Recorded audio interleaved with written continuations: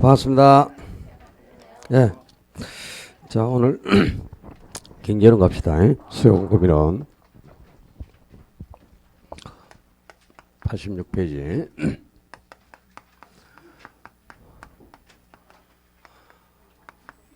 저희 경제론은 이제 수요 공급이론하고 경기 변동이론 두 개 영역으로 구성된대요. 수요 공급이 중요합니다. 수요 공급에서 한 5문항 정도, 그리고 경기 변동은 한두 문제 정도 출제되는데, 그 경기 변동 파트는 1, 2월에 제가 정리하면서 3월에는 안 한다 그랬어요. 그러니까 여러분 스스로 1, 2월에 수업했던 내용을 한번 점검해 보시고 이 수요 공급에 초점을 두고 공부를 하셔야 됩니다. 이 수요 공급은 수요가 먼저 나오고 뒤에 공급이 따라 나오는데, 수요 공급하고 수요와 공급이 똑같기 때문에 수요를 정확히 정리하면 공급은 다름만 바꾸면 돼요. 그러니까 공부할 것도 없고, 또 실제 시험도 수요에서 90% 이상이 출제되니까 수요의 개념을 명확하게 정리한 게 초점입니다. 자, 먼저 수요 그러면 이제 수요의 개념, 수요 그러면 세 가지가 바로 스쳐가야 되죠. 자, 수요는 구매력을 갖춘 소비자가 일정 기간 동안 제한화 서비스를 구매하고자 하는 욕구, 이렇게 정의할 수 있습니다. 첫 번째, 구매력을 갖춘 수요, 구매력을 갖춘 소비자가 그랬으니까 이 구매력을 갖추고 있는 수요를 유효 수요라고 하는 거죠. 그러니까 반드시 수요는 이제 유효 수요여야 합니다. 유효 수요는 물건을 구입할 의사와 구입 능력, 이 구매력이죠. 구입 능력이나 구매력이 같은 말이다, 그지? 자금력이죠. 그러니까 물건을 살 의사만 있어서는 살 수가 없고, 이 화폐를 보유하고 있어야지 구입 능력인 구매력을 갖추고 있어야만 구매를 할 수 있기 때문에 반드시 수요는 이 구입 능력인 구매력을 갖추고 있는 유효 수요여야 되지, 구입 능력이 없으면 물건을 살 수가 없겠죠. 이 구입 의사는 있으나 구입 능력이 없는 수요, 그게 이제 잠재 수요죠. 이 잠재 수요는 수요가 아니다. 그래서 수요는 반드시 물건을 사고 싶은 의사도 있고, 또 자금력도 보유하고 있는, 구매력을 갖추고 있는 유효 수요여야 한다. 또 두 번째, 수요는 일정 기간 동안 제한화 서비스를 구매하고자 하는 욕구, 그랬으니까 일정 기간이면 시간이 계속 흐르고 있는 거죠. 그죠? 1월 1일부터 12월 31일까지, 이건 이제 기간이 명시된 거고요.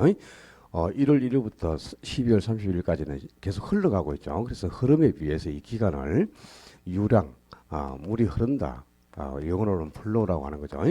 수요는 반드시 기간이 명시되어야 측정이 가능한 유량 개념이지, 일정 시점에서는 수요를 파악할 수가 없어요. 이 일정 시점은 정체되어 있는 거고, 물이 고여있다, 호수에 고여있다, 그래서 호수에 비해서 저량, 영어로 스톡이라고 하는데요. 수요는 저량 개념이 아니고 반드시 기간이 명시되어야 측정이 가능한 유량 개념입니다. 그리고 세 번째, 수요는 제한화 서비스를 구매하고자 하는 욕구, 그랬거든요. 구매하고자 하는 이 말은 아직 물건을 구입하지 않았어요. 그러니까 실제 물건을 구매해버리는 그건 수요가 아니고, 구입하고자 의도하는 양, 수요량, 그러면 물건을 구입하고자 계획하는 양 또는 의도하는 양이니까 아직 사기 전이에요. 그래서 수요는 실제 물건을 구매한 양이 아니고, 실제 구매를 해버리면 그건 구매량이라고 하는 겁니다. 수요량이 아니고. 실제 구매한 양은 이건 구매량이지 수요량이 아니야. 그러니까 수요량은 구매하고자 의도하는 양, 그러니까 아직 물건을 사기 전이다, 이 말이야. 그래서 사전적 개념입니다. 그래서 수요 그러면 이렇게 기계적으로 딱 세 가지가 스쳐가야 돼요. 구입 의사와 구입 능력을 동시에 갖추고 있는 유효 수요여야 한다. 반드시 부동산 수요는 유효 수요여야 합니다. 잠재 수요는 수요가 아니에요. 또 기간이 명시되어야 측정이 가능한 유량 개념이다. 그리고 실제 구매한 양이 아니고 구매하고자 의도하는 양, 그래서 사전적 개념이다. 이게 기계적으로 스쳐가야 되고요. 자, 여기서 이제 한 개 더 첨가해서 기억할게. 자, 유량은 일정 기간이 명시되어야 측정이 가능한 게 유량이죠, 그죠? 그리고 저량, 그러면 일정 시점에서 파악이 가능한 게 저량이에요. 이 유량과 저량의 빈수를 구분하는 게 2년에 한 번씩 반드시 시험에 출제가 되는데, 그 교재에도 사례가 몇 개 있죠. 그러니까 언제부터 언제까지 기간이 지나야만 측정이 가능하면 유량 변수가 되는 거고요. 지금 현재 시점에서도 파악이 가능하다, 그러면 저량 변수가 되는데, 예를 들면은 우리 지대가 뭡니까? 지대가 토지에 대한 임대료를 지대라고 하는 거죠. 그죠? 건물 빌려주고 받는 임대료도 지대인데, 지대, 임대료 이런 것은 언제부터 언제까지, 한 달이면 한 달, 1년이면 1년, 토지나 건물을 사용한 후 지불하는 거죠. 그죠? 그럼 이거는 기간이 반드시 지나야 발생할 수 있는 거잖아요. 그죠? 그리고 또 수입이라든가 뭐 소득, 수익, 뭐 급여 이런 거 있잖아요. 그죠? 월급여, 월소득, 연소득. 그리고 수익은 항상 투자 시점에서 발생하는 게 아니고 투자 후 일정 기간이 지난 후에 발생하죠. 그죠? 연간 단위로 항상 수익을 측정한다 그랬으니까 어, 이- 1년간 소득, 수입, 뭐 단기 순이익이라든가 순영업 소득 이런 거는 전부 일정 기간이 지나야 측정이 가능한 유효한 개념이죠. 그죠? 그리고 또 뭐가 있을까? 신규 생산량. 신규 생산도 일정 기간이 지나야만, 그지? 1년이면 1년, 뭐 1, 2년 정도 지나야 신규 생산이 공급도 나올 수 있는 거지, 그지? 신규 공급량. 이런 것은 전부 일정 기간이 지나야 측정이 가능한 유효한 개념이죠. 국민 총 생산량, 국민 총 생산량이라든가 뭐 GNP, GDP 이런 게 있잖아요. 이런 거는 전부 일정 기간이 지나야 발생이 가능한 유효한 개념입니다. 그리고 일정 시점에서 이제 측정이 가능한 거. 예를 들면 지가 일정 시점의 토지 가격이죠. 그죠? 그러니까 지가 이걸 다른 말로 또 바꾸면 뭐 가격 또는 가치 다 같은 말이지. 가격이나 가치, 그지? 일정 시점에서 당연히 파악이 가능한 거죠. 특정 회사의 자산 가치. 뭐 지금 이 회사의 자산 가치가 10억이다. 이런 거는 일정 시점에서 바로 측정이 가능한 거죠. 그리고 인구수라든가 또 뭐 재고량이라든가 현재 대구시 주택 재고량이 뭐 3만 5천 호다. 바로 일정 시점에서도 측정이 가능하고요. 그리고 우리나라의 외환 보유액이 뭐 8,300만 달러다. 일정 시점에서 다 파악이 가능한 거죠. 그죠? 이렇게 시점에서 측정이 가능하다. 그러면 절약 변수가 되고 언제부터 언제까지 기간이 명시되어야 측정이 가능한 것은 전부 유랑 변수입니다. 그래서 이거는 상식적인 수준으로 그죠? 지금 시점에서 측정이 가능한지 언제부터 언제까지 기간이 지나야만 이게 측정할 수 있는 개념인지를 가지고 유랑 변수, 절약 변수를 구분하는 요령을 좀 숙지하셔야 돼요. 물론 이거는 이제 작년에 한 문제로 나왔어요. 2년에 한 문제 유랑에 해당하는 게 몇 개냐, 절량에 해당하는 게 몇 개냐, 유랑과 절량을 구분하는 게 한 문제씩 출제되는데 작년에 나왔기 때문에 올해 나올 확률은 좀 떨어지더라도요. 상식적인 수준으로 구분하는 요령을 좀 익혀두시고 자 2번 수요함수와 수요법칙으로 갑시다. 수요법칙. 이 수요법칙은 어떤 재화의 가격과 수요량의 관계를 수요법칙이라는데요. 소비자들은 가격이 상승하면은 좀 적게 사고자 하니까 당연히 수요량은 감소할 것이고 가격이 하락한다면 더 많이 구매하고자 하니까 수요량이 증가하겠죠. 가격이 상승할 때 수요량이 감소하고 가격이 하락할 때 수요량이 증가해가지고 가격과 수요량이 반비례하고 있다. 이제 화살표가 반대방으로 움직이죠. 그래서 역의 관계, 이 반비례하는 걸 역의 관계라고 하는 거지. 이 가격과 수요량이 반비례하는 역의 관계를 수요의 법칙이라고요. 이 수요 법칙에 따라서 어떤 재화의 가격하고 수요량의 관계를 연결한 곡선이 수요 곡선이다. 이제 수요 곡선이나 공급 곡선에서 요 세로축은 뭘 뜻하고 가격을 의미하고 가로축은 수요 곡선에서는 수요량, 공급 곡선에서는 공급량을 뜻하겠죠. 그지? 자, 가격이 이렇게 P 수준으로 굉장히 높을 때는 소비자들이 조금밖에 안 사고자 해요. 그러니까 수요량이 얼마 안 되니까 이 가격과 수요량이 여기서 일치하고 있죠. 근데 가격이 P1 정도로 하락을 하면은 소비자들이 더 많이 구매하고자 한다. 가격이 하락하면 당연히 수요량을 증가시키잖아요. 그지? 그래서 수요량이 Q1 정도로 증가를 하니까 이 가격과 수요량이 여기서 일치했죠. 자, 이 꼭지점을 연결하니까 곡선이 하나 완성이 되는데요. 자, 이 곡선이 바로 수요 곡선이다. 자, 수요 곡선, 수요는 디맨드니까, 그지? 영어로 디맨드니까 디맨드의 머리 글자를 따서 수요 곡선은 D로 표기를 하는데, 자, 이 수요 곡선은 어떤 재화의 가격과 수요량의 관계를 연결한 곡선입니다. 이 가격과 수요량의 관계를 연결한 곡선이 수요 곡선인데, 가격이 하락을 하자 수요량이 증가를 했잖아요, 그지? 가격이 하락할 때 수요량이 증가해서 가격과 수요량은 뭐였다? 반비례하니까 수요 곡선은 오른쪽 아랫방을 향하는 형태, 즉 우하향 형태의 곡선이 된다. 그지? 오른쪽 아랫방을 향하죠. 자, 수요 곡선은 우하향하는 곡선이에요. 왜 수요 곡선이 우하향한다고? 가격과 수요량이 반비례하기 때문에 이 가격과 수요량이 반비례하는 것을 수요의 법칙이라고요. 그 수요 법칙에 따라서 곡선을 그리니까 곡선은 우하향 형태의 곡선이 된 거죠. 그죠? 기억을 꼭 하셔야 돼요. 그러면 이 수요 법칙은 가격과 수요량이 반비례하는 것이 수요의 법칙이다. 그지? 이 수요 법칙을 성립시키는 근거. 자, 첫째, 수요 법칙의 성립 근거. 수요 법칙이 성립하는 근거는 가격 효과입니다. 이 가격 효과는 두 가지를 합친 건데요. 첫째가 대체 효과, 그리고 두 번째는 소득 효과. 이 두 가지를 합쳐서 가격 효과라고 하는 겁니다. 바로 이 대체 효과와 소득 효과 두 가지가 수요법칙의 승리 근거가 되는데, 어디 교재에 넘겨보면은 조그만한 박스에 어디 나와 있을 거예요. 94페이지 잠깐 조그맣게 나와 있긴 나와 있는데, 그지? 여러분이 그걸 가지고 잘 구분하기는 어렵더라 보니까. 자, 이 대체 효과, 대체라는 거는 대신 선택한다 이 말이잖아요. X 대신에 Y, Y 대신에 X, 대신 선택을 우리가 대체하려고 하지 않습니까? 그지? 만족도가 똑같은, 만족도가 비슷한 X제, Y제 두 제어가 있어요. 그런데 X제만 가격이 상승해버리면 이 가격이 상승한 X제는 굉장히 비싸 보이고, 가격의 변화가 없는 Y제가 X제에 비해서 굉장히 싸 보이는 느낌이 듭니다. 그지? 가격이 상승한 X제는 비싸 보이고, 가격의 변화가 없는 Y제가 싸 보이는 느낌이 들어서 비싸 보이는 X제 대신 싸 보이는 Y제를 더 많이 구매합니다. 그럼 X제 대신 Y제를 구매했다. X제 대신 Y제를 샀으니까 이게 바로 뭐다? 대체 아닙니까? 이것 대신 저걸 구매했으니까, 그죠? 이걸 바로 대체 효과라는데, 그러면 가격이 상승한 X제는 비싸 보니까 사지 않았죠? 그럼 X제 수요량이 어떻게 돼? 감소하겠죠, 그죠? 가격이 상승한 X제는 비싸 보니까 사지 않았다 하고로 X제 수요량은 감소하고, 가격에 변화가 없는 다른 자인 Y제를 더 많이 구매했으니까 Y제가 싸 보이는 느낌이 들어서 싸 보이는 Y제를 더 많이 구매했으니까 Y제 수요량은 당연히 증가하겠죠, 그죠? 이렇게 어떤 제와의 가격이 하락하면 또는 가격이 상승하면 뭐 똑같아요. 어떤 제와의 가격이 하락하면 가격이 하락한 제와가 싸 보이고 다른 제와가 비싸 보여서 다른 제와 대신에 가격이 하락한 해당 제와를 더 많이 구매하겠죠. 똑같은 겁니다. 이게 반대가 돼도. 이렇게 어떤 제와의 가격이 상승하면은 가격이 상승한 제와는 비싸 보이고 가격의 변화가 없는 다른 제와가 싸 보이는 느낌이 들어서 비싸 보이는 해당 제와 대신 다른 싸 보이는 다른 제와를 더 많이 구매하죠, 그죠?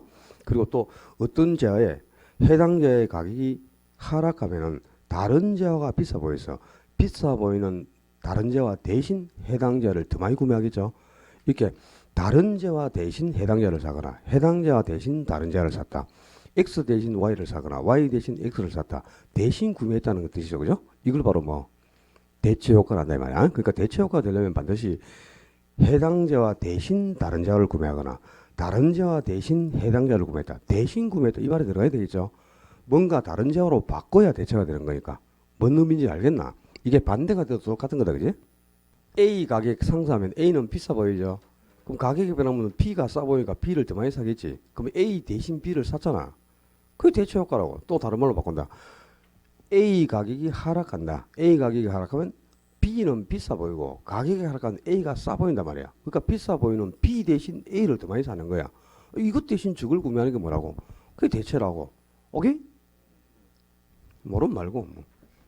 소득효과. 소득효과는 어떤 재화의 가격이 하락을 하면은 소비자의 실질 소득이 증가하는 효과가 생겨요. 그래서 이제 가격이 하락한 재화를 더 많이 구매하죠. 그래서 수요량이 증가하게 되는데, 이런 거지. 자, 소고기가 한 건에 10,000원 하다가요, 가격이 6,000원으로 하락을 해버렸어. 그러면 소비자의 소득이 증가하는 효과가 생긴단 말이야. 그러니까 실제 급여가 늘어난 게 아니고 기분악상 월급을 좀 더 받는 느낌이 든다는 겁니다. 실제 급여가 늘어났으면 명목소득이 증가했다 그래. 명목소득이. 근데 그게 아니죠. 소고기 가격이 하락한다고 내 월급이 늘어난 건 아니죠, 실제. 그러나 느낌상으로, 그죠? 소득이 좀 증가한 효과가 생긴 거야. 그래서 가격이 하락한 소고기를 한 건 더 사죠.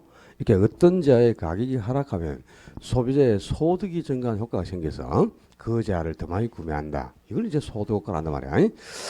그럼 대체 효과, 소득 효과에 따라서 대체 효과에 따라 가격이 하락을 하면 가격이 하락한 걸 다른 제화보다 더 많이 살 것이고, 가격이 상승하면은 가격이 상승한 거는 비싸 보니까 사지 않았죠. 사지 않고 가격이 하락한 가격이 상승한 제화는 비싸 보니까 사지 않고 다른 제화, 가격이 싸 보이는 다른 제화를 더 많이 구매했잖아, 그죠? 대체 효과에 따라.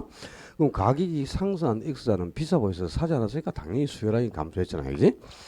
다른 자를 더 많이 구매했으니까. 그리고 또 소득에 따라서 가격이 하락을 하면 소비자의 소득이 변화된 효과가 생겨서 가격이 하락한 자를 더 많이 구매해서 수요량이 증가했죠. 자, 이 가격이 상승할 때 수요량이 감소하고 가격이 하락할 때 수요량이 증가해서 가격과 수요량이 반비라는 게 뭐다? 수요 법칙이잖아요. 이 수요 법칙을 성립시키는 근거가 바로 두 가지란 거고요. 이 두 가지는 대체 효과든 소득 효과든 간에 둘 다 가격이 변화해서 수요량을 변화시키고 있잖아요. 그죠? 가격의 변화로 인해 수요량이 변한다. 그래서 이 두 개를 합쳐서 가격 효과라고 하는데, 가격 효과는 몰라도 상관없습니다.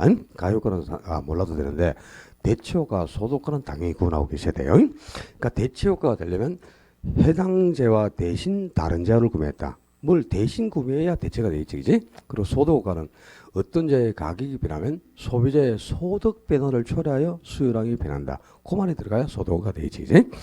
바로 수요 법칙의 승리 근거가 두 가지고요. 그리고 수요의 법칙은 가격과 수요량이 반비라는 거잖아, 그죠? 가격과 수요량이 반비라는 것이 수요의 법칙인데, 이 가격과 수요량이 비례하는 경우도 있습니다. 그러니까 수요 법칙하고 동떨어지게 움직이는 수요 법칙의 예외가 또 있는데요. 첫째는 기편제라는 게 있어요. 기편제는 가격이 상승하는데도 불구하고 수요량이 계속 증가한다거나, 또는 가격이 하락하고 있는데도 불구하고 오히려 수요량이 계속 감소해 버리는 거야. 그러니까 가격과 수요량이 비례하는 재화를 기편제라 하는데요. 이 수요의 법칙을 만들어낸 학자가 기펜이라는 학자입니다. 근데 이제 기펜이 수요 법칙이 가격과 수요량이 반비라는 것이다, 이렇게 해서 수요 법칙을 만들어냈잖아요, 그죠? 근데 가격과 그 수요량이 비례하는 경우도 있더라 이 말이야. 예를 들어서 그죠? 영국 그 세계 대공황 때 세계 대공황이 발생해가지고 경기가 상당히 막 침체군으로 빠져들고 뭐 불안심도 증가하고 이럴 때요. 마가린에 대한 수요를 보니까 지금 마가린 가격이 계속 상승하는 거예요. 대공황이 발생하고 마가린은 계속 가격이 상승하고 있는데도 불구하고 사람들이 마가린을 사 모으는 거야. 가격이 상승하면 안 사야 되잖아, 수요 법칙은, 그죠? 수요량이 감소를 해야 되는데 마가린 가격은 계속 오르는데도 불구하고 계속 사람들이 사 모으니까 수요량도 계속 증가하는 거지, 그지? 그래서 이제 이게 왜 이런 현상이 나타나는가를 설명을 못한 겁니다. 그래서 기펜이 수요 법칙을 만들어냈지만 왜 수요 법칙하고 동떨어지게 이 가격과 수요량이 비례하고 있는지를 설명을 할 수가 없어요. 그래서 이걸 기펜의 역설이라고도 하고 기펜제라고도 합니다. 이 기펜이라는 학교 용어를 따서. 그 다음에 또 가격이 하락을 하면 오히려 더 많이 구매하니까 수요량이 증가해야 하는 게 수요 법칙이다, 그지? 근데 가격이 하락하는데도 수요량이 계속 감소하는 재화도 있어요. 뭐 예를 한 개 들어봐. 어떤 게 있을까요? 검정 고무신 생각하면 됩니다. 흰 고무신을 신고 나가면 조금 고상하게 봐주는 사람들도 있는데, 그죠? 검정 고무신 신고 나가면 좀 병원에서 탈출한 사람을 이상하게 취급하니까 실을 일이 없죠, 우리가 검정 고무신을. 그죠? 그러니까 이 고무신이, 검정 고무신이 한 켤레 10,000원 하던 것이요. 7,000원, 5,000원 가격은 계속 하락을 해. 근데 어차피 실을 일이 없으니까 수요량은 계속 감소해 가는 거잖아요, 그죠? 뭐 예를 들면 또 연탄 같은 경우도 마찬가지입니다. 연탄이 한 장에 500원을 해도, 그죠?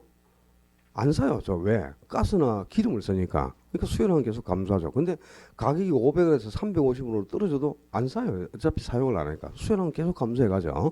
이런 재화를 이제 기편제라고 하는데, 가격하고 수요량이 바로 비례하는 재화를 기편제라고 하는 거고요. 또 이 수요 법칙하고 동떨어지게 움직이는 게 베벌린 효과라는 게 있어요. 이런 거는 알고 가셔야 됩니다. 베벌린 효과. 사치심에서 자신을 돋보이게 하기 위해서 허영심에서 소비를 하는 거예요. 그래서 이걸 사치성 소비 또는 과시성 소비라고도 하고요. 허영 효과라고도 합니다. 허영심에서 소비를 늘린다. 그래서 허영 효과라고도 하는데요.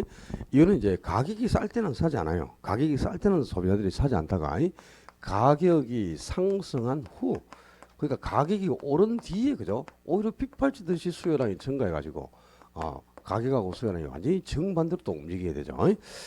가격이 쌀 때는 사지 않다가 가격이 오히려 오른 뒤에, 그죠? 가격이 상승한 뒤에 더 많이 구매를 해서 수요량이 증가하는데, 이거는 이제 자신을 돋보이게 하고 싶어서 허영심에서 소비를 늘리는 겁니다. 예를 들면은 백화점에서 밍크 코트를 판매하고 있는데 밍크 코트 가격을 5만 원 써붙여 놓으니까요.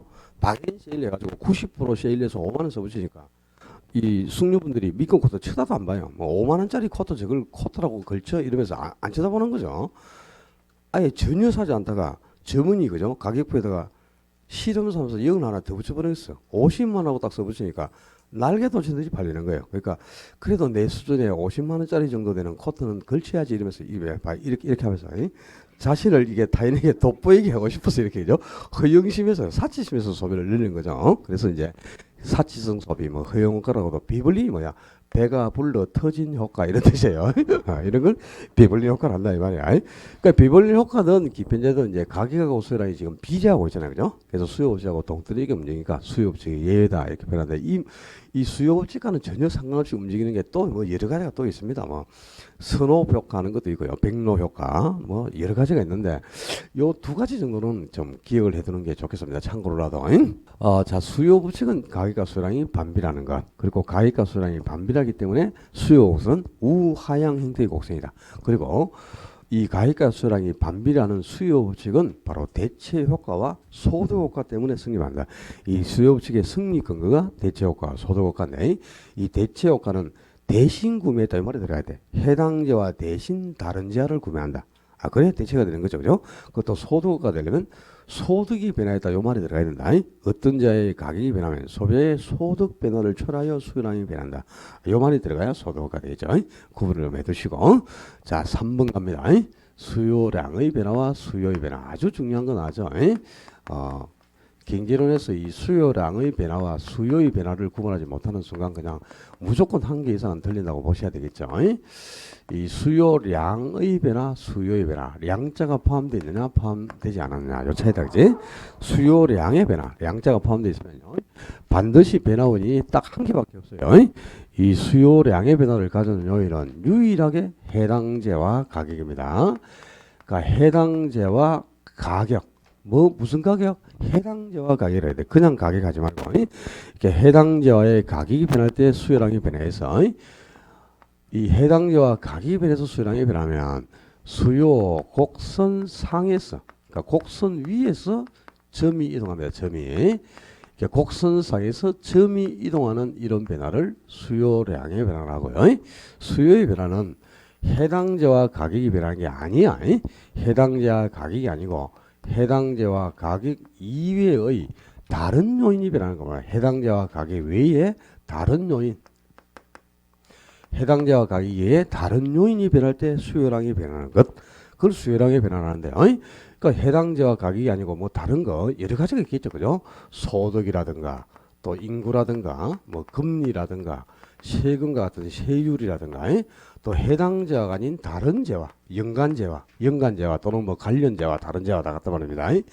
연간제와 다른 제와 가격이 변한다든가 또는 공급상의 규제가 변한다든가 소비자의 기호가 변한다든가 뭐 여러 가지가 있겠죠. 이런 해당제와 가격이 아닌 해당제와 가격 이외에 소득, 인구, 금리와 같은 다른 요인들이 변할 때 수요량이 변하는 것을 수요의 변화라고요. 수요의 변화가 생기면 곡선 위에서 점이 이동하는 것이 아니고 곡선 자체, 이 수요 곡선 자체가 이동을 합니다. 곡선 자체가 이동을 하게 되는데 수요 곡선이 오른쪽으로 이동하는 경우가 있고 왼쪽으로 이동하는 경우가 있죠. 수요 곡선이 오른쪽으로 이동해서 우상향, 수요 곡선이 오른쪽 윗방향으로 이동하는 경우를 수요의 증가를 하고요. 수요선이 왼쪽 아랫방을 향해서 이동한다. 수요선이 왼쪽으로 좌하향 이동하는 경우를 수요의 감소라고 한다 그 말입니다. 그러니까 자, 이 우하향하는 곡선이 수요 곡선이지. 어떤 제와에 참 미치겠다. 이 마이크가 왜 이러노? 어떤 제의 가격이 P 수준일 때 소비자들은 요만큼밖에 안 사고자 했지. 그러니까 가격과 수요량이 여기서 만났잖아요. 근데 가격이 P1 정도로 하락을 하니까 소비자들이 더 많이 구매를 해서 수요량이 이렇게 증가한 겁니다. 그러니까 가격과 수요량이 여기서 만나는데, 자, 이렇게 어떤 제어에 뭐가 변했냐? 가격이 변한 거야죠. 해당 제어의 가격이 변하니까 수요량이 변했죠. 그랬더니 수요 곡선상에서 점이 이렇게 이동을 했단 말이야. 그지? 이렇게 해당 제어의 가격이 변할 때 수요량이 변해서 곡선상에서 이 수요 곡선상에서 점이 이동하는 이런 변화를 뭘 한다고? 수요량의 변화. 그럼 수요량의 변화를 가져오는 요인은 유일하게 이거밖에 없어요. 그죠? 이 해당제와의 가격이 변하는 거야. 이 해당제와 가격이 변할 때 수요량이 변해서 수요 곡선상에서 점이 이동하는 이런 변화를 수요량의 변화라고요. 수요의 변화는 해당제와 가격은 변하지 않습니다. 그러니까 해당제와 가격은 일정하단 말이야. 가격은 일정한데 다른 요인이 변하는 거지. 예를 들면 이 지역의 인구가 변하니까, 그지? 인구가 종전에 증가하기 전에는 요 정도 구매를 하고 돼서 수요 곡선이 이렇게 위치하고 있었는데 인구가 증가해 버리니까 수요량도 증가한 거야. 더 많이 구매하고 자죠. 그러니까 수요량이 이렇게 증가하니까 가격과 수량이 여기서 만났잖아, 그지? 그래서 여기 있던 곡선이 이렇게 오른쪽으로, 곡선 자체가 이렇게 오른쪽으로 이동합니다. 또 이번에는 소득이 한번 변해보는 거야.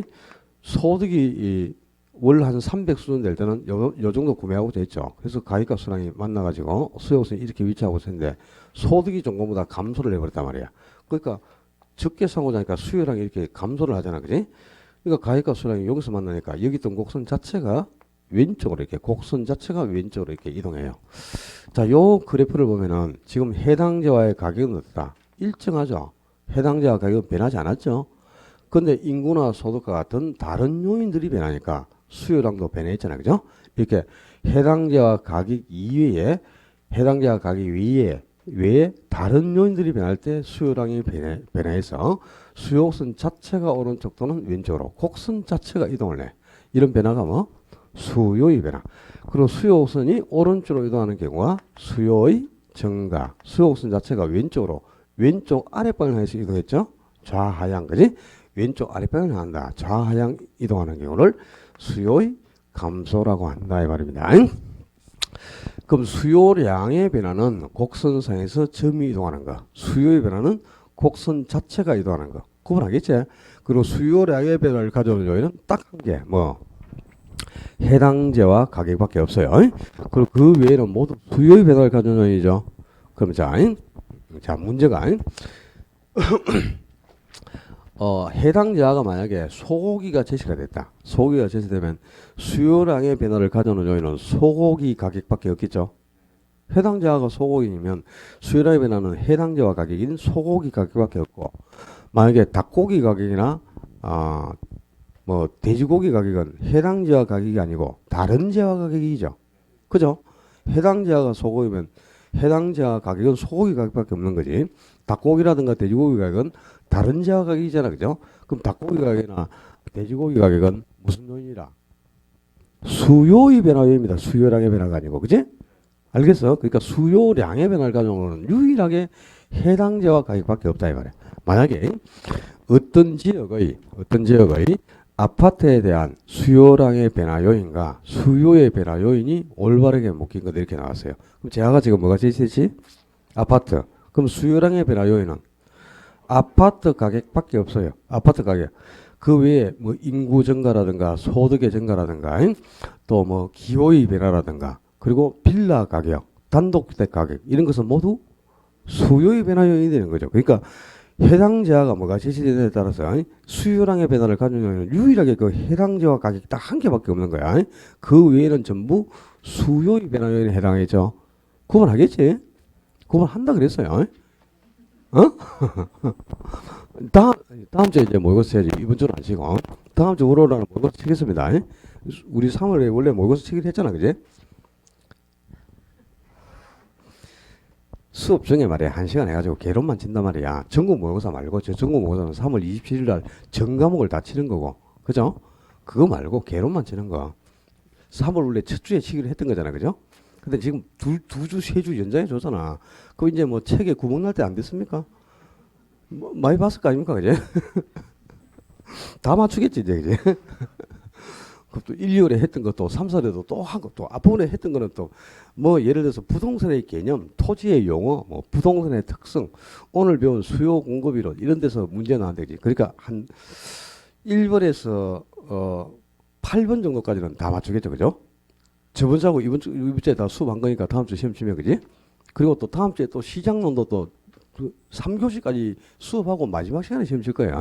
시장론도 이제 거의 다 나가면 거기까지는 거의 맞추겠죠. 뭐 반 정도는 맞추겠네, 그제? 그죠?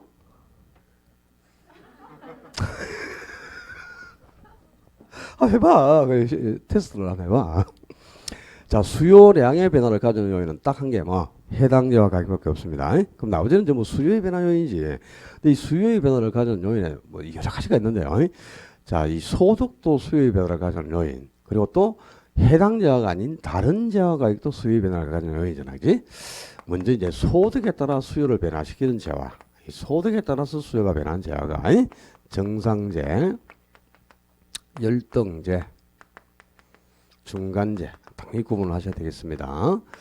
정상제는 소득과 수요가 무슨 방향이라고 하는데 책에 나와 있지? 소득과 수요가 무슨 방향? 동일 방향. 그러니까 소득이 증가하면 수요량도 증가해가지고 이 소득하고 수요가 동일 방향으로 변하는 제와 소득과 수요가 동일 방향으로 변하는 제를 정상제라는 거고요. 열등제는 소득이 증가하는데도 불구하고 오히려 수요량이 감소해가지고 이 소득과 수요가 반대 방향으로 변하는 제가 열등제가 되겠습니다. 그 중간제는 소득이 증가든 감소하든 간에 소득이 아무리 변하더라도 수요량이 불변.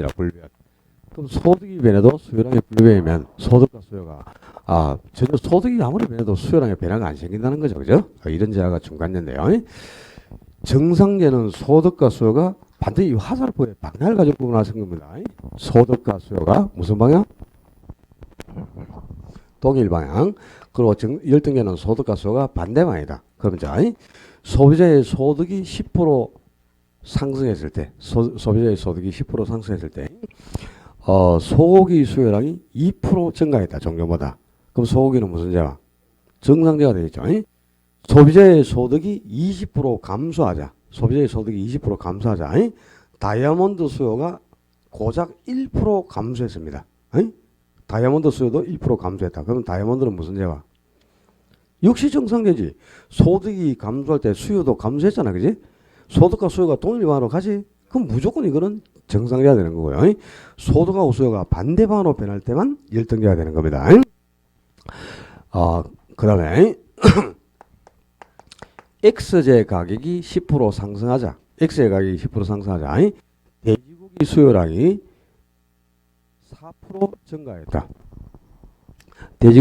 4% 증가했다. 그럼 돼지고기는 무슨 제와? 뭐라카노 지금? X제 가격이 10% 상승하자. 돼지고기 수요량이 4% 감소했어요. 그럼 돼지고기는 무슨 제와? 열등제인지 정상제인지 어떻게 하는데? 낚이지 마. 뭐 붕어띠가 돌았으면 잊어먹고 또 낚싯밥 또 물고. 여보시오. 정상제나 열등제는 가격이 아니잖아요. 가격이. 소득이란 말이야. 소득에 따라 수요량이 동일방향으로 변한지 반대방향으로 변한지를 가지고 정상제와 열등제를 구분하는 거지. 가격이 변할 때 수요량이 변하면 그게 어떤 제한지는 몰라요. 정상제가 될 수도 있고 열등제가 될 수도 있고 모릅니다. 소득이 변하기 전에는 재화의 종류를 구분할 수가 없는 거야. 정상제나 열등제는 반드시 정상제나 열등제는 소득이 변해야 수요량도 변하는 거야. 근데 소득과 수요가 동일방으로 변해야 정상제가 되고요. 반대면 열등제다 이 말입니다. 오케이? 그러니까 가격에 따라 수요량이 변했다 그러면 정상제인지 열등제인지 구분할 수 없다 그래야 돼. 그걸 어떻게 구분해? 소득도 변하지 않는데 어떻게 압니까?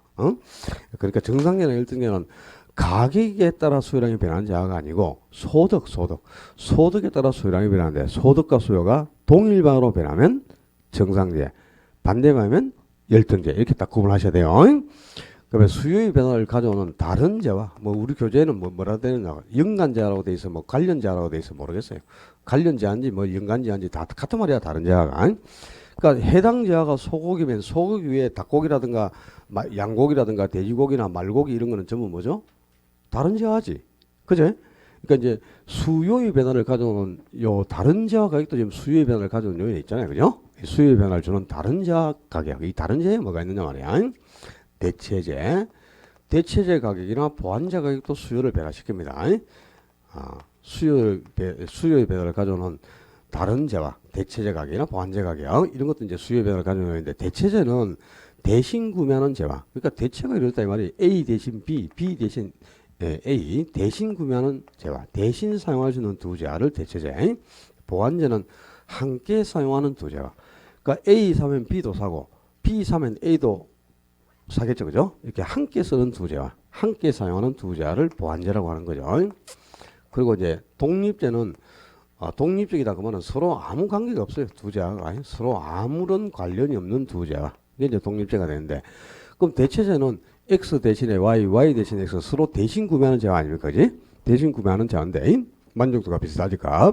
근데 X제만 가격이 상승해버리면 가격이 상승한 자는 비싸 보이니까 사지 않고 싸 보이는 다른 자를 아까 더 많이 구매했죠. 그게 바로 대체 효과였잖아, 그죠? 그거 똑같은 거지. 그러니까 대체제가 X제 대신 Y제를 사는 거니까 X제 가격만 상승하면 X제는 사지 않고요. 다른 제한 Y제를 더 많이 구매한단 말이야. 그래서 Y제 수요가 증가해가지고 이 두 제와의 가격하고 수요가 동일 방향으로 변하고 있죠. 이 가격하고 수요가 동일 방향으로 변하는 두 제와를 대체제라고 한다 이 말이야. 그럼 보완제는 그지?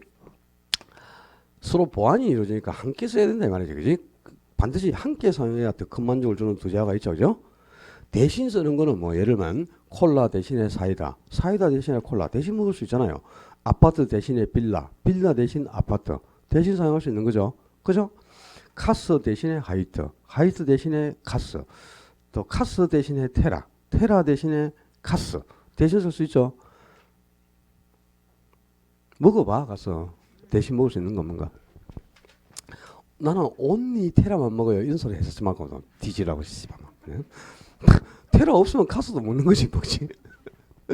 그래서 이제 함께 써야 되는 거 뭐이노? 함께 사용하는 거 보완제는 바늘하고 실. 바늘 안 가져도 바늘을 할 수 없고 실만 가져도 못하잖아, 그지? 반드시 같이 써야 되죠. 바늘과 실, 또 샤프와 샤프심 함께 써야 되죠, 그죠? 그다음에 또 뭐 있죠? 소주와 삼겹살 같이 먹어야 되죠. 상추와 된장 같이 먹어야 되죠. 뭐 같이 먹겠어라면 된장만 계속 퍼먹어요.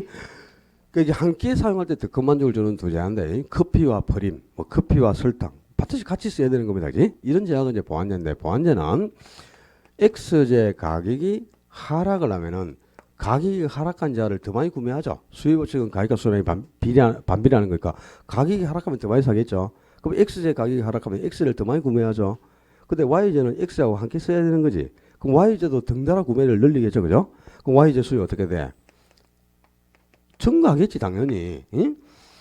커피 가격 하락하면 커피를 더 많이 구매해요. 그러면서 프림도 덩달아 구매를 해야 되니까 프림 수요가 증가한단 말이야. 그래서 이 두 제와의 가격과 수요가 서로 반대 방향, 이 가격과 수요가 반대 방향으로 변하는 두 제와를 보완제라고 하는 겁니다. 독립제는 두 제와가 서로 아무런 관련이 없다. 그러니까 X제 가격이 아무리 변해도 Y제는 뭐 전혀 변동이 없는 거죠. X제 가격이 상승하든 하락하든 간에 그러니까 X제 가격이 아무리 변하더라도 다른 제와인 Y제 수는 불변이다. 그러면 X제하고 Y제는 서로 아무런 관련도 없는 독립적인 제하다. 그런 뜻입니다. 자, 이 대체제하고 보완제를 구분할 때는 그죠? 물론 여러분들이 우리가 지금 두 제와 X제, Y제 이 두 제와의 가격하고 수요의 방향을 가지고 대체제와 보완제를 구분했죠. 그지? 가격과 수요가 독립방으로 변한 제하가 뭐? 대체제. 가격과 수요가 반대방으로 변한 제하가 보완제. 그러니까 대체제가 디귿이니까, 디귿이니까 가격과 수요가 동일 방향 디귿. 그러면 보완제는 비읍으로 시작하니까 가격과 수요가 반대 방향 비읍. 그래서 디귿, 비읍. 대체제는 동일 방향, 보완제는 반대 방향. 이렇게 해서 디귿, 비읍 이렇게 외웠잖아요, 그지? 이 가격하고 수요의 방향이 동일 방향이냐, 반대 방향이냐. 이걸 가지고 이제 대체제하고 보완제를 구분해야 여러분이 문제를 쉽게 풀 수 있어요. 그런데 대체제와 보완제를 구분할 때 가격하고 수요의 방향을 가지고 구분하는 게 문제를 푸는 데는 쉬운데, 그지? 수요와 수요의 방향을 가지고도 대체제와 보완제를 구분하죠. 이런 걸 알아야 돼. 수요와 수요의 방향은 자, 보완제는 함께 쓰는 거죠. 그럼 수요가 동일 방향이 돼야 되겠지. A 사면 B도 사야 되겠지. 그러니까 A 수요 증가하면 당연히 덩달아 B도 함께 쓰니까 B 수요도 증가하겠죠. 그럼 수요가 동일 방향으로 가는 게 보완제겠죠, 그죠? 근데 대체제는 대신 사용하는 거지. 그러면 A 안 사면 B를 사겠죠. 그럼 A 수요가 감소하면 B 수요는 증가할 거 아니야, 그지? A 대신 B 샀으니까. 그러니까 수요의 방향은 반대가 돼야 보완제가 되겠지. 대체제가, 그죠? 대신 쓰는 거니까. 그러니까 보완제는 반드시 함께 사용해야 되니까 두 제하가 수요가 동일방으로 움직일 수밖에 없어요. 커피 사면 프림도 사야 되지. 커피 수요 증가하면 프림 수도 덩달아 증가하잖아, 그지? 함께 써야 되니까, 그지? 또 커피 안 사면 프림도 안 사잖아요. 그럼 수요가 반드시 동일방향이 돼야 될 거 아니야. 근데 대체제는 대신 구매하는 거니까 A 대신 B를 사거나 B 대신 A를 사는 것 아닙니까? 그럼 A 안 사면 B 사야 되니까 A 수요가 감소할 때 B 수요는 증가하겠죠. 그지? 대신 구매하는 거니까. 그러니까 수요는 서로 반대방이 돼야 되겠죠. 구분하겠나 진짜? 알았어. 한다 그랬어요.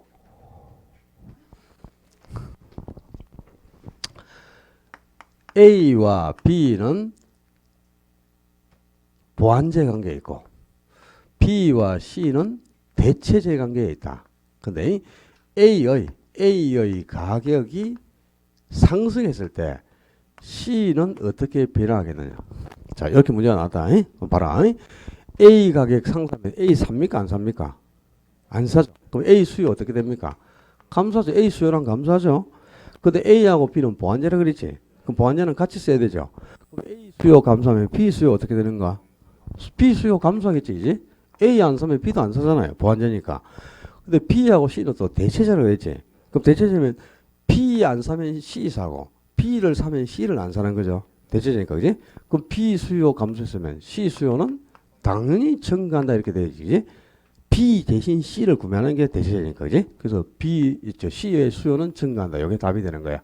알겠죠? 그러니까 지금, 자, A하고 B가 보완제라 그랬지. 보완제라 했는데, 보완제는 가격과 수요가 무슨 방향?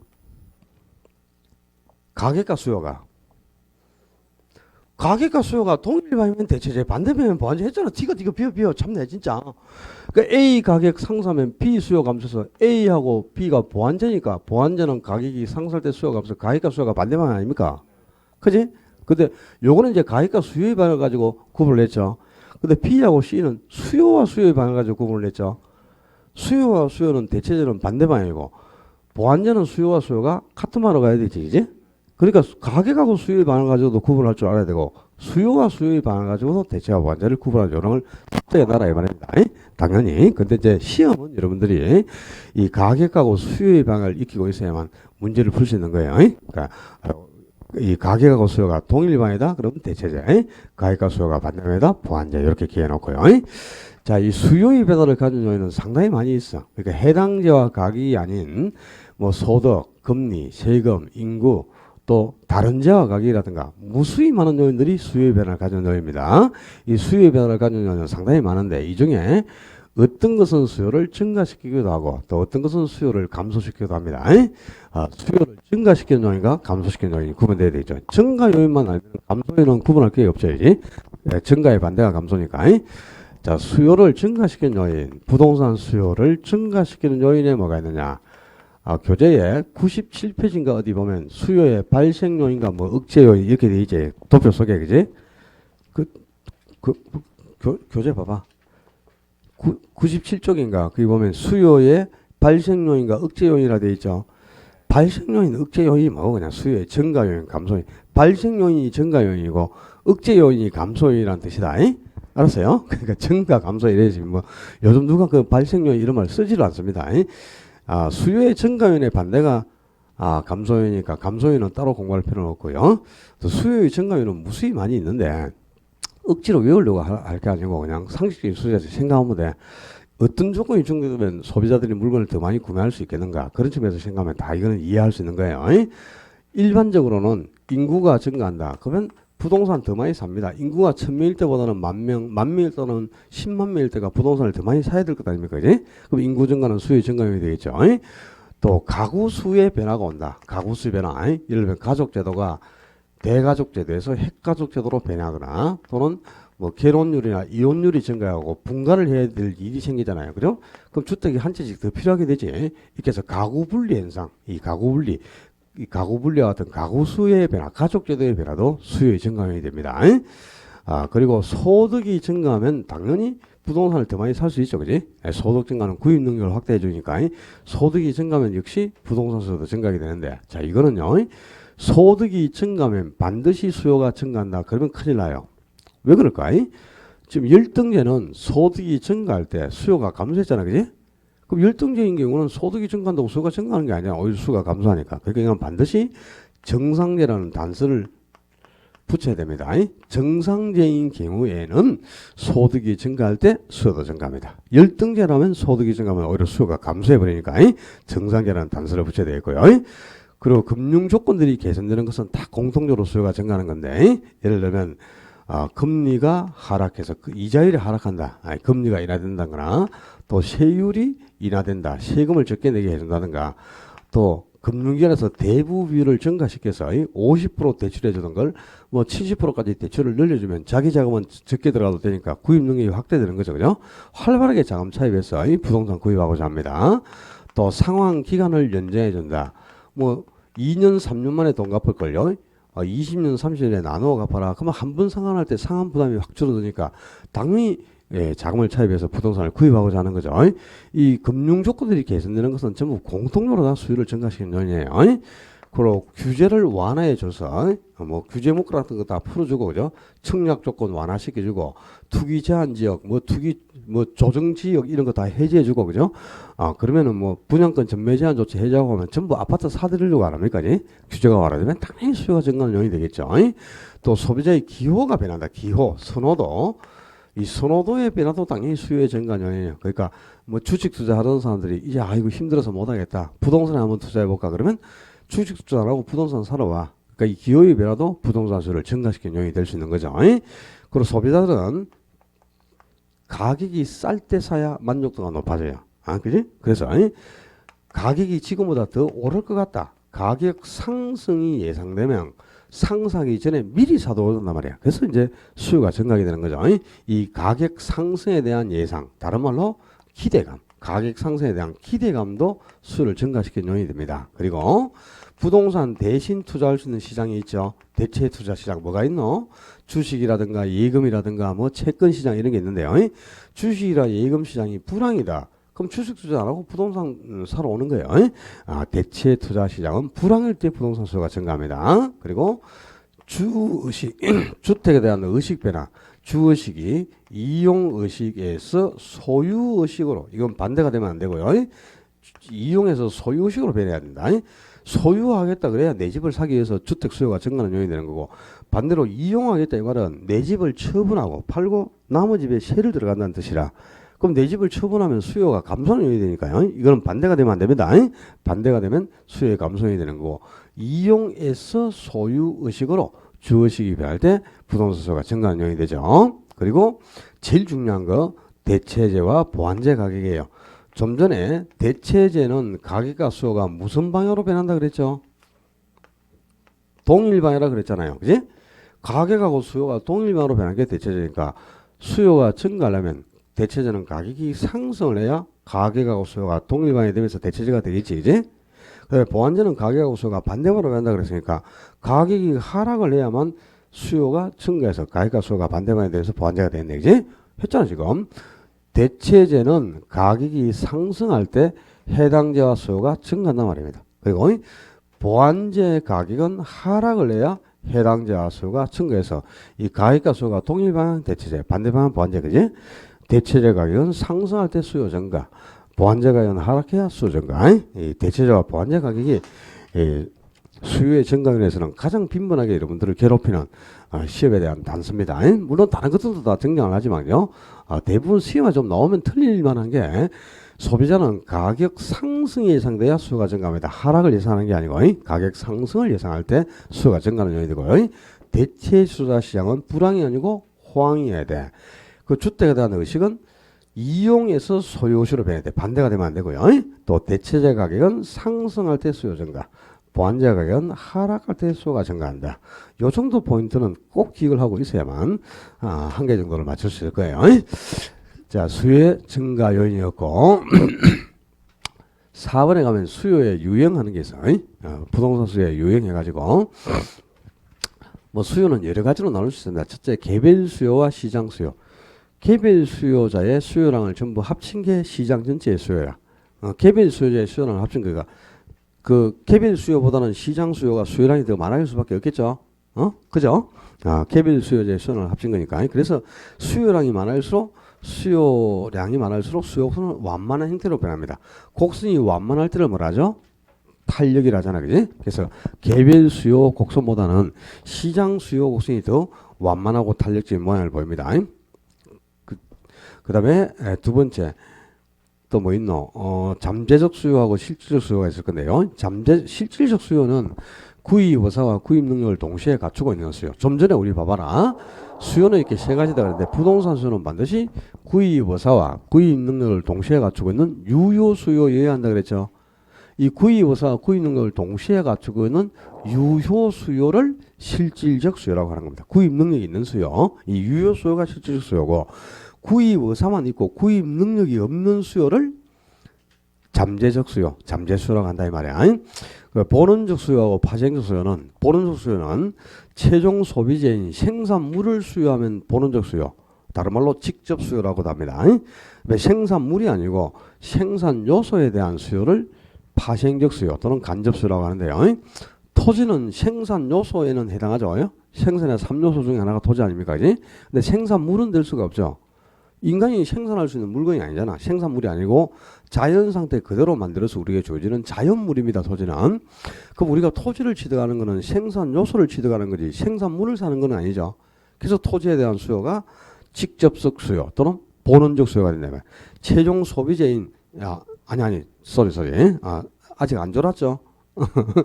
최종 소비재 생산물을 수요하면 직접 수요, 본원적 수요고 생산 요소를 수요하면 파생 수요라 그랬잖아요. 그죠? 그럼 토지는 우리가 생산 요소를 사는 거지 생산물을 사는 건 아니잖아요. 그지? 그래서 토지에 대한 수요는 파생적 수요, 즉 간접 수요가 된다 이 말이야. 아니, 토지가 뭔가를 파생시켜낸다. 주택도 지어내고요. 농작물도 경제해내고 그래서 토지는 대부분 생산 요소로 적용이 되는 거란 말이에요. 그래서 토지에 대한 수요가 생산 요소를 수요하는 파생 수요, 즉 간접 수요가 된다 이 말이야. 근데 주택은 우리가 직접 생산해내는 물건이고 최종 소비하는 소비재 아닙니까?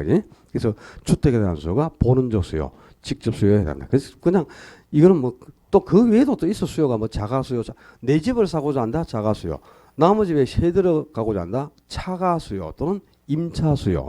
그리고 그 내가 지금 가지고 있는 집을 다른 집으로 바꾸려고 해요. 그걸 교체 수요. 내 집에서 계속 살고자 해. 안 팔고. 유보 수요. 뭐 이런 건데, 그 다음에 개축, 재축하는 것도 들어봤죠? 그건 알 필요 없다. 개축 수요, 재축 수요, 뭐 신축 수요, 뭐 전혀 뭐 도움이 안 되는 거 알 필요 없고요. 그냥 알아야 될 건 이거다. 구입 능력을 갖추고 있는 수요를 유효 수요 또는 실질적 수요. 구입 의사만 있고 구입 능력이 없는 수요를 잠재적 수요, 잠재수요. 잠재수는 수요가 아니에요. 반드시 수요는 구입 능력을 갖춘 유효 수요여야 되는 겁니다. 그 다음에 일반적으로 토지에 대한 수요는 파생 수요, 주택에 대한 수요는 직접 수요, 본원적 수요에 해당한다. 그 정도까지 기억해 놓고요. 자, 지금까지 우리가 수요의 개념을 정리한 거야. 그럼 수요만 있는 게 아니고 공급도 있겠죠? 공급 개념까지 정리해 봅니다. 자, 수요가 지금 구입 능력을 갖춘 소비자가 일정 기간 동안 제한화 서비스를 구매하고자 하는 욕구라 그랬잖아. 그지? 그럼 공급도 역시 마찬가지. 공급으로 가. 뭐 101쪽인가 빨리 넘겨. 공급으로. 빨리빨리 따라와. 공급이 101페이지부터가 몇 페이지고? 101 맞지? 101페이지부터 공급 가요. 공급도 그럼 마찬가지라. 공급 능력을 갖춘 판매자가 일정 기간 동안 제한화 서비스를 판매하고자 하는 욕구. 그럼 공급도 공급 능력을 갖추고 있으니까 유효 공급이라는 뜻이고요. 일정 기간이니까 유랑 개념이라는 뜻이고 판매하고자 하는 욕구니까 아직 안 팔았어요. 그러니까 공급도 사전적 개념이다. 똑같아 수요하고 공급이. 그러니까 수요든 공급이든 전부 유랑 개념. 수요도 유효 수요, 공급도 유효 공급. 그리고 수요든 공급이든 모두 사전적 개념. 그러니까 실제 판매한 양이 아니다 이 말이야. 팔고자 의도하는 양이다 이런 뜻이에요. 그죠? 그래서 수요나 공급은 이렇게 똑같습니다. 유랑 개념, 유효 공급, 사전적 개념이다. 그다음에 수요의 법칙은 가액과 수량이 반비라는 거랬죠. 그지? 가액과 수량이 반비라는 걸 수요 법칙이라는데 공급자들은 이윤 극대화가 공급의 목적. 물건을 판매하는 목적은 수익을 창출해서 이윤을 극대화시키는 데 있습니다. 근데 비쌀 때 팔아야 수익이 많이 나겠죠. 그로 가격이 상승하면 더 많이 팔고자 해서 공급량이 증가하게 되고요. 가격이 하락하면 공급량을 줄이니까 가격과 공급량이 비례해서 가격과 공급량이 동일방으로 움직인다. 정의 관계에 있어요. 이걸 바로 공급법칙이라는 말이에요. 이 가격과 공급량이 비례하는 것. 이걸 공급법칙이라고 하는 겁니다. 그리고 공급법칙에 따라서 가격과 공급량의 관계를 연결한 곡선이 공급곡선인데요. 공급자들은 가격이 P 수준으로 아주 낮은 수준일 때는 조그맣게 안 팔고자 해요. 그러니까 가격과 공량이 여기서 일치했는데 가격이 P1 정도로 이렇게 상승을 하면은 더 많이 팔고자 한단 말이야. 공급량을 늘리는 거죠. 그러니까 가격하고 공량이 여기서 일치를 하네. 그래서 이 꼭지점을 연결하니까 곡선이 오른쪽 위를 향하죠. 자, 공급은 영어로 이제 서플라이라고 하기 때문에 서플라이에 머리글자를 따서 S로 표기를 하는데 역시 공급 곡선도 어떤 재화의 가격하고 공급량, 이 가격과 공급량의 관계를 연결한 곡선이죠. 근데 가격이 상승할 때 공급량이 증가했잖아, 그지? 가격이 상승할 때 공급량이 증가해서 가격과 공급량은 비례하기 때문에 곡선이 오른쪽 윗방향을 향하는 형태, 우상향 형태의 곡선이 된다 그 말입니다. 자, 수요 곡선은 가격과 수요량이 반비례해서 우하향하는 곡선이었지만 공급은 가격과 공급량이 비례하기 때문에 우상향 형태의 곡선이다. 비교를 해서 같이 다 기억을 해가야 돼. 그다음에 3번으로 가서 공급량의 변화와 공급의 변화가 나온대요. 좀 전에 우리가 수요에서도 수요량의 변화와 수요의 변화 구분했잖아, 그지? 똑같습니다. 수요하고 공급이. 그러니까 수요라는 단어를 공급으로 바꾸면 된다. 그러니까 수요를 공급으로 단어만 바꾸면 되니까 수요량의 변화와 공급량의 변화가 같습니다. 그 다음에 수요의 변화와 공급의 변화가 같아요. 수요를 공급으로 글자만 바꾸면 된단 말이야. 그럼 공급량의 변화나 수요량의 변화가 같다 이 말이잖아, 그지? 공급량의 변화는 해당재와 가격이 변화할 때 공급 곡선상에서 점이 이동하는 거. 그게 공급량의 변화겠죠? 공급의 변화는 해당재와 가격 이외의 다른 요인들이 변할 때 공급량의 변화에서 공급 곡선 자체가 오른쪽이나 왼쪽으로 이동하는 거. 그리고 공급 곡선이 오른쪽으로 이동하면 공급의 증가, 공급 곡선이 왼쪽으로 이동하면 공급의 감소 이렇게 되네, 그지? 자, 이게 무슨 곡선이고요? 우하향하는 곡선은 수요 곡선, 우상향하는 곡선이 공급 곡선 아닙니까? 이제 이 어떤 재화의 가격이 변하니까 수요량도 변했죠.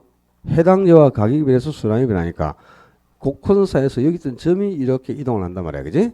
해당 재화 가격이 변할 때 공급량이 변해서 공급 곡선 상에서 점이 이동하는 것. 이게 무슨 변화? 공급량의 변화고, 그다음에 공급의 변화는 해당자와 가격은 변화가 없단 말이야. 변화가 없는데 종전에 요 정도 공급을 하다가요. 기술 수준이 향상이 돼서 기술이 향상돼서 기술이 진보하니까 시간당 생산량이 늘어난 거죠. 그러니까 공급량이 요만큼 늘어납니다. 그러니까 곡선이 이렇게 위치하고 있다가 공급량도 증가하니까 가격 공급량 여기서 일치했지. 여기 있던 곡선이 이렇게 곡선 자체가 오른쪽으로 이동한단 말이야. 또 생산비가 종전보다 상승을 해버리니까 종전보다 생산비가 상승하니까 종전에 요만큼 공급하는 걸요. 지금은 요 정도밖에 공급을 못해요. 공급량이 줄어. 그러니까 가격과 공급량이 여기서 일치하니까 여기 있던 곡선 자체가 이렇게 왼쪽으로 이동을 해. 자, 이 그림은 지금 해당재와 가격은 변화가 없다 이 말이야, 그지? 해당재와 가격은 일정한데 뭐가 변했냐? 기술 수준이나 생산 비용과 같은 다른 요인이 변한 거죠. 그죠? 이렇게 다른 요인이 변하니까 공급 곡선 자체가 오른쪽 또는 왼쪽으로 곡선 자체가 이동을 하죠. 이렇게 곡선 자체가 이동하는 이런 변화를 공급의 변화를 하고 공급 곡선이 오른쪽으로 이동할 때를 공급의 증가, 공급 곡선 자체가 왼쪽으로 이동하는 경우를 공급의 감소라고 한다 이 말이야. 똑같은 거지. 그러니까 자, 수요량의 변화나 공급량의 변화는 오직 해당재와 가격이 변할 때 수요 곡선이나 공급 곡선 상에서 점이 이동하는 거예요. 왜 수요의 변화나 공급의 변화는 해당재와 가격 이외에 다른 요인들이 변할 때 곡선 자체, 수요 곡선 자체가 이동하거나 공급 곡선 자체, 곡선 자체가 이렇게 이동하는 것을 수요 곡선이 이동하면 수요의 변화, 공급 곡선이 이동하면 공급의 변화가 되겠죠, 그죠? 그리고 곡선이 오른쪽으로, 수요 곡선이 오른쪽으로 이동해도 수요의 증가, 공급 곡선이 오른쪽으로 이동해도 공급의 증가. 증가는 곡선이 오른쪽으로 이동하는 거다. 그 곡선이 왼쪽으로 이동할 때를 감소, 수요 곡선이 왼쪽으로 가면 수요의 감소, 공급 곡선이 왼쪽으로 가면 공급의 감소 이렇게 되겠죠, 그죠? 두 개가 똑같으니까 뭐 비교할 것도 없겠죠. 좀 전에 수요를 증가시킨 요인들이 상당히 많이 있었죠, 그죠? 그러면 공급을 증가시키는 요인도 상당히 많이 있겠죠. 책에 없어 아무리 뒤져도 찾지 말고 적어. 자, 요 대체적 보완전 이거 해서 정리했을까? 이걸 좀 지우지.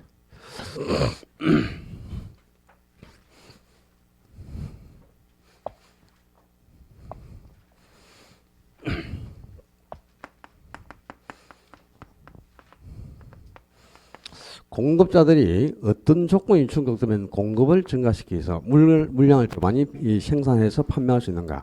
뭐 생각해 보면 이것도 뭐 상식적인 수에서 다 해결이 되겠죠. 그지?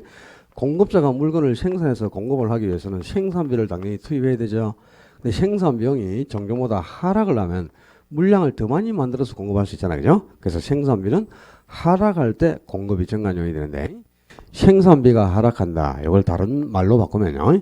생산 요소 가격. 생산 비용이나 생산 요소 가격이 같은 말이라. 생산 요소 가격은 하락해야 공급이 증가 요인이 되는데요. 자, 다른 말로 바꾸면 또 생산비, 생산 요소 가격은 주로 이제 건축비라든가 건축비, 또 근로자의 임금과 같은 인건비, 노동비, 그리고 또 자재비, 이런 걸 통틀어 우리가 생산 비용 또는 생산 요소 가격 이렇게 표현합니다. 그러니까 생산비, 건축비나 인건비, 자재비와 같은 생산 비용은 하락할 때 공급이 증가 요인이 되고요. 또 종전보다 기술 수준이 향상돼 가지고 기술이 진보한다. 그러면 시간당 생산량이 늘어나잖아요. 그지? 그러니까 당연히 공급이 증가 요인이 되겠죠. 또 공급자에게 금융 조건이 개선돼 가지고 공급자에게 금리를 인하해 준다. 또 세율 인하해 가서 세금 적게 내게 해준다. 자, 아파트를 생산 공급하는 건설업자도 세금 내야 되죠. 아파트를 지어가지고 분양할 때, 소비자에게 분양할 때, 소비자는 아파트를 취득하니까 취득세 내는 거고, 건설업자는 소비자에게 팔았으니까 양도소득세 내야 되잖아. 그죠? 근데 세금 적게 내게 하면 활발하게 아파트 생산해서 공급하는 겁니다. 이 금리, 이자율이 하락해도 마찬가지고, 세율이 인하해도 마찬가지죠. 또, 공급상의 규제를 완화해가지고요, 공급자에게 건폐율이나 용적률을 기준치보다 더 부여해줘. 그러면 10층 건물 지을 걸 13층, 15층까지 올릴 수 있으니까 활발하게 주택 생산해서 공급하는 겁니다. 규제가 완화해도 공급이 증가하는 되겠고, 공급자는 이윤 극대화를 목적으로 물건을 생산 판매하는 거잖아. 그죠? 그럼 비쌀 때 팔아야 되죠. 그지? 근데 지금보다 가격이 내릴 것 같아. 그럼 가격이 하락할 것 같으면 하락하기 전에 얼른 팔아치워야 될 거 아닙니까? 이제? 수요자들은 값이 쌀 때 사고자 하니까 가격 상승에 예상되면 수요를 증가시키지만, 소비자는 비쌀 때 팔아야 되니까 가격이 하락할 것 같다. 그러면 하락하기 전에 얼른 팔아치워야 돼. 그래서 얼른 팔고자 하니까 이제 공급이 증가 요인이 되겠죠. 또 시장에 매도자 수가 늘어난다. 그러면 팔 사람이 많아질수록 공급 물량은 넘쳐나게 되는 거죠. 그죠? 이 공급이 증가 요인도 많이 있습니다. 자, 근데 여기서 이제 구분해야 될 게, 자, 봐라. 잘 들어야 됩니다. 지금부터. 인구가 증가하면 수요 증가하죠. 소득 증가하면 수요 증가하죠. 소비자의 기호, 선호도가 변해도 수요가 증가했죠. 근데 인구가 증가하면 공급이 증가한다. 소득이 증가하면 공급이 증가한다. 없죠. 그럼 자, 여기 오직 요 수요의 고유 요인, 수요에만 영향을 주는 요인이 있다 이 말이야. 수요에만 영향을 주는 요인이 인구. 책 넘겨도 안 논다. 책에 아무리 찾아도 없어. 그냥 내가 지금 알려준 대로 그대로 적어. 너무 이 수요공급 교재가 빈약하게 되어 있습니다. 정말 그 보충자료 여러 개를 가지고 수업을, 오늘도 보충자료 지금 8페이지짜리 자료를 만들어 왔지. 이유가 있겠죠. 그죠? 좀 내용이 조금 부실하니까 내가 알려주는 대로 꼭 기억을 해야 된다. 자, 인구라든가 소득, 소비자의 기호, 이 기호 선호도, 인구나 소득, 그 다음에 소비자의 기호, 이거는 오직 수요에만 영향을 주는 수요적 고유 요인이에요. 그러니까 인구가 증가하면 수요만 증가하지 공급에는 아무 영향이 없어요. 소득이 증가하거나 기호가 변해도 이건 수요만 증가하지 공급에는 아무런 영향이 없습니다. 오케이? 그 다음에 이제 공급 측에서 보면은, 자, 생산비가 하락하면 공급이 증가한다. 기술이 향상되면 공급이 증가한다. 있지만 수요 측에는 생산비가 하락하면 수요가 증가한다느니, 기술이 진보하면 수요가 증가하니 이런 거 없지. 오직 공급에만 영향을 주는 또 공급적 고유 요인이 있어. 공급에만 영향을 주는 공급적 고유 요인, 오직 공급에만 영향을 주는 요인, 바로 생산 비용하고 기술 수준 두 가지입니다. 생산비나 기술 수준, 이 두 가지는 오직 공급에만 영향을 주지 수요에는 아무런 영향을 미치지 못해요. 그러니까 생산비가 하락하면 수요에는 아무 영향이 없고 공급만 증가한다 이 말이야. 기술이 향상되면 오직 공급만 증가하지 수요에는 아무런 영향이 없어요. 그러니까 생산 비용이나 기술 수준은 수요에만, 공급에만 영향을 주지 수요에는 전혀 영향을 미치지 못해요. 그 다음에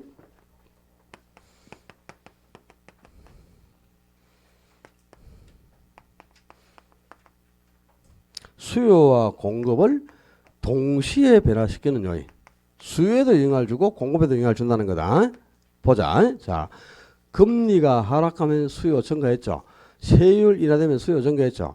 규제가 완화되면 수요 증가한다 그랬지. 그죠? 근데 공급에도 금리가 하락하면 공급 증가한다. 세율 인하되면 공급 증가한다. 규제가 완화되면 공급 증가한다. 다 나와 있지. 그러면 이 금리와 같은 이자율이라든가 세금, 세율이라든가 공급성의 규제 이 세 가지는 수요와 공급을 동시에 변화시키는 요소다 이 말이야. 그러니까 금리가 하락하면 수요도 증가, 공급도 증가하는 겁니다. 세금 인하되고 세율 인하되면 수요도 증가, 공급도 증가. 규제가 완화되면 수요도 증가하고 공급도 증가하는 요인이 된다 이 말입니다.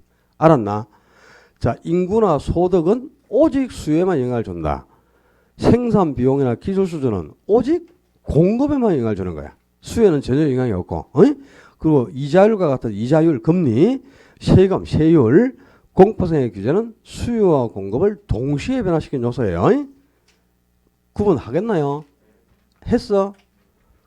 아까 수요량의 변화와 수요의 변화 구분했어요? 했어? 했다.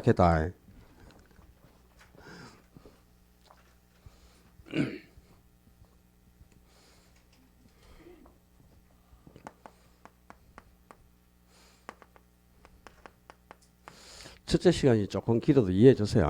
내가 50분 수업에 10분 휴식하려고 무진장 애를 쓰는데 아직 화장실에 앉아있는데 이제 시원하지가 않다. 마무리를 하고 나와야 되는데 마무리가 아직 덜 돼. 다 끝내고 합시다. 오늘 3번 쉴 거 2번 쉬어도 좀 괜찮죠? 오늘 좀 이해해 줘요. 이 자를 수가 없다 중간에. 다음 중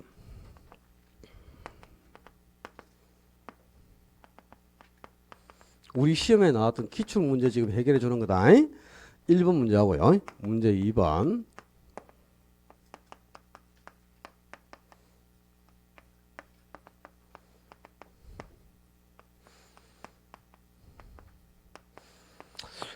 다음 중 수요의 변화 요인이 아닌 거. 수요의 변화 요인이 아닌 걸 골라라. 2번은 수요의 결정 요인이 아닌 걸 골라라. 1번하고 2번하고 문제가 똑같습니까? 다릅니까? 같은 것 같아요? 다른 것 같아요? 같은 거면 왜 적겠나 내가. 분필 달아가면서 시간 쪼개가면서 다르니까 적어주는 거지. 이걸 이제 구분하는 문제란 말이야. 이걸 구분하기 위해서는 요 내용들 지금까지 정리한 걸 다 알아야 됩니다. 1번 문제는 다음 중 수요의 변화 요인이 아닌 것 이 말은 수요의 변화와 수요량의 변화를 구분하는 문제란 말이야. 1번 문제는 수요의 변화 요인이 아닌 것 그 말은 수요량의 변화를 찾아라 이 말하고 같은 거란 말이야. 그러면 다음 중 수요의 변화 요인이 아니고 수요의 변화를 가져오는 요인은 무수히 많죠. 해당자 가격이 아닌 다른 요인은 전부 수요의 변화를 가져오는 거지. 근데 수요량의 변화를 가져오는 요인은 딱 한 개밖에 없지. 뭐고? 해당자, 유일하게 답이 딱 요거밖에 없어. 해당재와 가격. 이 해당재와 가격은 수요량의 변화를 가져오는 요인이지 수요의 변화를 가져오는 요인은 아니잖아. 그지? 그럼 1. 해당재와 가격. 요게 답이고 2. 인구 증가. 3. 소득의 증가. 4. 대체재 가격의 하락. 또 5. 금리의 인하. 이런 것들이 쭉 다른 지문으로 나오겠죠. 그죠? 금리, 대체재나 보완재 가격이라든가 인구, 소득 이런 것은 전부 수요의 변화를 가져오지 수요량의 변화가 아니잖아. 그지? 수요량의 변화를 가져온 건 해당자와 가격 한 개밖에 없죠. 그러면 1번은 답이 이게 되는 거야. 그지? 유일하게 답이 딱 요거밖에 없죠. 그럼 2번은 뭐냐? 이거는 수요의 결정 요인이 아닌 거. 이 말은 수요에 영향을 주는 요인이 아니고 공급에 영향을 주는 요인이 뭔가를 찾아라. 이 말이라 이 말이야. 수요에 영향을 주는 게 아니고 공급에만 영향을 주는 요인이 있잖아요. 수요에 영향을 주는 요인은 많잖아. 여기 지금 봐라. 수요, 인구, 가구수, 소득, 금리, 세율, 대부분이라든가 공포성의 규제라든가 소비자의 기호라든가 가격에 대한 예상이라든가 대체재나 보완재 가격 다 수요에 영향을 주는 요인 아닙니까? 그지? 근데 오직 공급에만 영향을 주는 요인이 있었지. 생산 비용하고 기술수로 이건 수요에는 아무런 영향이 없고 공급에만 영향을 준다 그랬잖아요. 그러니까 요거는 답이 둘 중에 한 개가 나오는 거야. 생산 비용, 요게 답이 나올 수도 있고요. 또는 기술 수준. 요 둘 중에 한 개, 요게 딱 답이 된다 이 말입니다. 그러니까 이제 지금 요거하고 이걸 구분한 거야. 그러니까 2번 문제를 풀기 위해서도 그죠? 이 공급에 영향을 주는 요인이 뭔가? 또는 이걸 바꿔서 다음 중 공급의 결정 요인이 아닌가? 이렇게 나오면 이제 수요에만 영향을 주는 요인을 찾아라 이 말이겠죠? 문제의 성질이 이거하고 다르다는 걸 알겠나? 수요의 변화, 이거는 수요량의 변화와 수요의 변화를 구분하는 문제예요. 수요의 결정 요인이 아닌 거예요. 이 말은 수요에 영향을 주는 요인이 아니고 공급에 영향을 주는 요인이 뭔가를 찾아봐라 이 말이라고. 문제가 다르다는 걸 알겠죠? 이걸 구분하기 위해서는 여기까지를 다 기억하고 있어야 되는 거예요. 자, 수요 공급의 기본 이론을 정리한 거죠, 지금까지요. 참 공거리가 많아요. 근데 너무 이 수요 공급은 실제 수요 공급이라서만 5문제가 출제되는데 교재에 정리된 걸 보면 너무나 그죠? 내용이 이 압축돼 있고 비약해가지고 이들 상당히 공부하기가 어렵습니다. 그다음에 또 최근에 시험에 나온 기출 문제들이 너무 안 들어있어요. 시험에 나온 유형의 문제들이. 그래서 오늘 물론 우리 저 4월에 가면 기출 문제 해설 특강도 하잖아요, 그죠? 하는데 참 저게 참 중요할 수밖에 없게 돼 있어요. 여러분들이 기출 문제를 해결 안 하고 시험장에 가는 거는 그건 뭐 그죠? 그냥 계란에 바위를 계란에 던지는 거하고 똑같은 거지. 계란에 바위를 던져야 되나, 바위를 계란에 던져야 되나? 바위에 계란 아무리 던져봐야 그죠? 그게 안 깨지고 살아남겠나 그죠? 다 깨져버리겠지. 진짜 이 머리를 그냥 가서 부딪히는 거하고 똑같은 형국입니다. 기출 문제는 반드시 해결하고 가야 되니까. 지금 우리 뒤에 단락이 끝나는 부분에 보면 기출 문제가 몇 개 실려 있거든요. 근데 너무 또 기출 문제도 너무나 몇 문제가 안 실려가지고 그죠? 참 이 불필요한 내용은 좀 많고 여러분에게 공부에 필요한 내용은 별로 없다는 그런 인식이 많이 들어가지고 보충자료를 이렇게 나눠 들어갈 테니까 이 보충자료 지금 1, 2월 달에 나간 것도 있죠. 그 자료도 다 모아놓고 그 자료를 가지고 교재를 같이 보셔야 되겠어요. 그렇게 하는 게 좋겠습니다. 자, 수요 공급 이론이었고 균형의 이동부터 좀 쉬었다 합시다. 고생했습니다.